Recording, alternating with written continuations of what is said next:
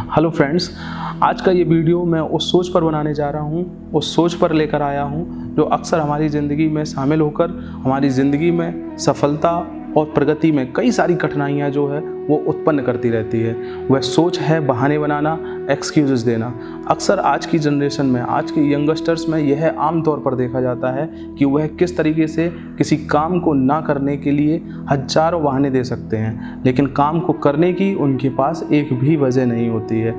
बहाने बनाना कहाँ से शुरू होता है, किन लोगों से आता है, सबसे पहले हम उस पर बात करेंगे। लेकिन उससे पहले यदि आपको यह लगता है कि आप इस वीडियो में ताल्लुक़ रखते हैं, आपको यह लगता है कि आप भी कई बार बहाने बनाकर किसी काम को टालने का प्रयास करते हैं, किसी काम को ना करने की कोशिश में आप दूसरों को कई सारे बहाने देते आ रहे हैं, तो आप इस वीडियो को अंत तक ज़रूर देखें और आपको अगर यह पसंद आए तो मेरे चैनल को लाइक और सब्सक्राइब अवश्य करें। तो आज की बात हम शुरू करते हैं वहाँ से कि बहाने बनाने का काम करता कौन है। कैसे हम पता करें कि हम बहाने बनाने की जो ये सोच है वो हमारे ज़िंदगी में शामिल हो रही है। बहाने बनाना वो इंसान शुरू करता है जो अपने सुविधा क्षेत्र, कंफर्ट जोन से बाहर नहीं आना चाहता। जिस लाइफ स्टाइल में वह रह रहा होता है, जो जीवन वह जी रहा होता है, उस कंफर्ट जोन से वह बाहर नहीं आना चाहता है। अक्सर हमने बहाने बनाते हुए उन्हीं लोगों को देखा है, या फिर बहाने वो लोग बनाते हैं जो अपनी ज़िंदगी से पूरी तरीके से संतुष्ट हो चुके होते हैं। उन्हें कुछ जीवन में नया नहीं करना है, उनके जीवन में कोई भी महत्वाकांक्षा नहीं है कि हमें यह कार्य और करना चाहिए, हमें यह अचीवमेंट और हासिल करना चाहिए। तो अक्सर हम उन्हीं लोगों को ये बहाने बनाते हुए देखते हैं। आपने कुएं के मेंढक की कहानी सुनी होगी। कुएं का मेंढक किसको बोला जाता है? जो कभी कुएं से बाहर ही नहीं आना चाहता, क्योंकि वो उसका कंफर्ट जोन, सुविधा क्षेत्र बन गया होता है। वह उसी अपनी दुनिया में मस्त रहता है, उसी अपनी दुनिया में मगन रहता है कि मुझे यहीं रहना है, मुझे इससे बाहर नहीं जाना है। क्या मेंढक कुएं से बाहर आना चाहे तो बाहर नहीं आ सकता? एक छलांग से वह कुएं से तो बाहर नहीं निकल सकता, लेकिन वो कई बार अगर प्रयास करे तो उस छलांग से उस बाल्टी में ज़रूर बैठ सकता है जो कुएं से पानी भरने के लिए डाली जाती है। तो अगर कुएं का मेंढक कुएं से बाहर आना चाहेगा तो ही वह बाहर आ सकता है। अगर वह बाहर नहीं आना चाहेगा तो वह बाहर नहीं आ सकता है। वह हमेशा ज़िंदगी भर कुएं का मेंढक ही बनकर रह जाएगा। यही हमारे जीवन का भी किस्सा होता है। अगर हमें भी कुएं का मेंढक बन के रहना है तो हम अपने सुविधा क्षेत्र में रह सकते हैं, लेकिन अगर आपको कुएं का मेंढक वाली संज्ञा नहीं चाहिए तो आपको उस सुविधा क्षेत्र से, अपने कंफर्ट जोन से बाहर आकर प्रयास करने होंगे। अपने आप को और एक्सप्लोर दिखाना होगा कि आपके अंदर क्या क्षमताएं हैं, क्या और आप नया जो है वो जीवन में कर सकते हैं। जितने ज़्यादा आप बहाने बनाते हैं उतने ही ज़्यादा आप प्रयास कर रहे होते हैं, यह कोशिश कर रहे होते हैं कि आपका दिमाग आपके खिलाफ काम करे।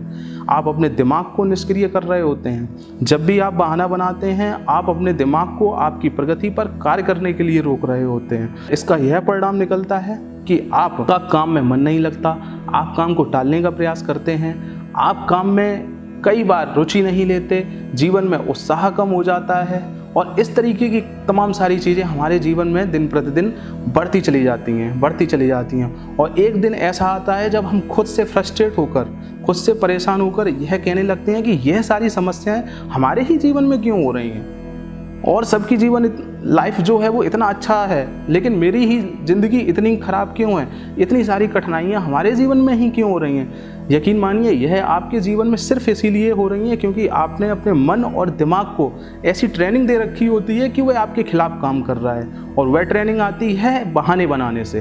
बहाने बनाना निश्चित तौर पर एक प्रशिक्षण है अपने दिमाग को और अपने मन को वह ट्रेनिंग देने का जो आपके खिलाफ ही आपकी ज़िंदगी में काम कर रहा होता है, आपको आपकी सफलता से रोक रहा होता है। लेकिन अक्सर हमें ये पता नहीं चलता है, बहुत देर से पता चलता है, सही निर्णय नहीं ले पाते हैं। हम बहुत देर से समझ पाते हैं कि नहीं, यह हमारी ज़िंदगी में गलत प्रभाव डाल रहा है। ज़िंदगी में हमने बहुत कम ऐसे लोग देखे होंगे जो अपनी असफलता का कारण स्वयं को मानते हैं, स्वयं के बारे में यह मानते हैं कि अगर उन्होंने ये काम नहीं कर पाया है तो इसकी सबसे बड़ी वजह उनकी लापरवाही, उनकी कामचोरी और उनका आलस्य है। बहुत कम लोग होते हैं जो यह स्वयं में मानते हैं कि यह काम जो नहीं हो पाया है, इस काम को अगर मैं सफलतापूर्वक नहीं कर पाया हूँ तो उसकी सबसे बड़ी वजह वह स्वयं है।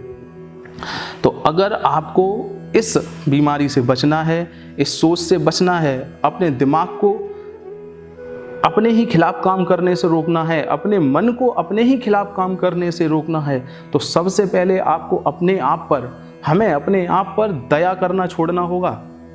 दया करने से मेरा मतलब है कि अपने आप को उस सुविधा क्षेत्र से बाहर आने से जो रुकावट हमारा दिमाग उत्पन्न कर रहा है, वो दया अपने ऊपर छोड़िए और उस सुविधा क्षेत्र से बाहर आने का प्रयास कीजिए। जो लाइफ स्टाइल आप जी रहे हैं, जिस लाइफ स्टाइल में रहकर आप दूसरे काम नहीं कर रहे हैं, उस लाइफ स्टाइल को चेंज करने का प्रयास कीजिए, उस सुविधा क्षेत्र से बाहर आने का प्रयास कीजिए।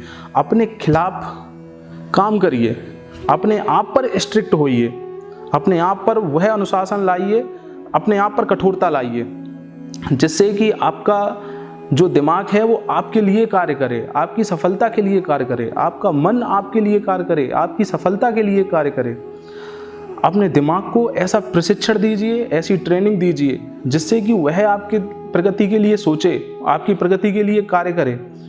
निश्चित तौर पर जब आप यह प्रयास करेंगे तो शुरुआती दिनों में आपका दिमाग आपके खिलाफ कार्य करेगा, आप वह काम करने से रोकेगा, आलस्य में ले जाने की ओर प्रयास करेगा, लेकिन कुछ समय बाद सब कुछ सही होता जाएगा और आप एक नई दुनिया में प्रवेश करते चले जाएंगे और सफलता की राह पर आगे बढ़ते जाएंगे। दिमाग तो आपके खिलाफ इसीलिए कार्य कर रहा है क्योंकि आपने ही उसको ट्रेनिंग दे रखी होती है आपके खिलाफ कार्य करे। मैंने यह बात तो कर ली कि आप अपने दिमाग को प्रशिक्षण दें, अपने दिमाग को यह प्रशिक्षण, यह ट्रेनिंग दें कि वह आपके लिए कार्य करे, आपका मन आपके लिए कार्य करे। लेकिन ये होगा कैसे, इसको भी तो हमें समझना बहुत ज़रूरी है।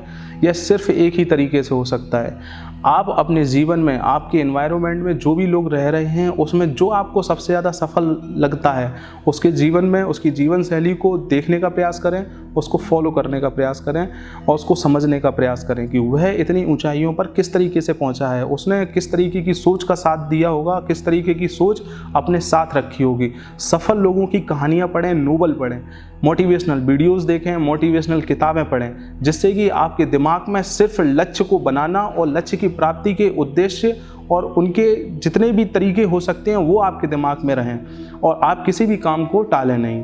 तो ज़्यादा से ज़्यादा आप मोटिवेशनल बुक्स पढ़ें, मोटिवेशनल वीडियो पढ़ें, मोटिवेशनल कार्यों को करते हुए व्यक्तियों को देखें। निश्चित तौर पर कई सारे व्यक्ति जो हैं यह कहते हुए नज़र आते हैं कि मोटिवेशनल वीडियो देखने से कुछ नहीं होता। अगर मोटिवेशनल वीडियो देखने से कुछ हो रहा होता तो सबसे ज़्यादा सफल उसका कैमरामैन होता। लेकिन मैं सही तौर पर बता रहा हूँ, यह होता है। आप जब भी मोटिवेशनल वीडियो देखते हैं, आप अगर बहुत अच्छा कोई मोटिवेशनल वीडियो देख रहे हैं या कोई बहुत अच्छी किताब पढ़ रहे हैं, तो निश्चित तौर पर आपके दिमाग की घंटी बजती ही बजती है। आपको भी लगता है कि नहीं, मुझे भी यह कार्य करना चाहिए, आगे बढ़कर मुझे कुछ अपनी लाइफ में करना है। तो वह हमारे दिमाग को एक सही दिशा देने का प्रयास करता है। तो आप अपने दिमाग को सिर्फ इसी तरीके से प्रशिक्षित कर सकते हैं, दूसरा कोई और तरीका नहीं है जो आपके प्रशिक्षण का कारण बने।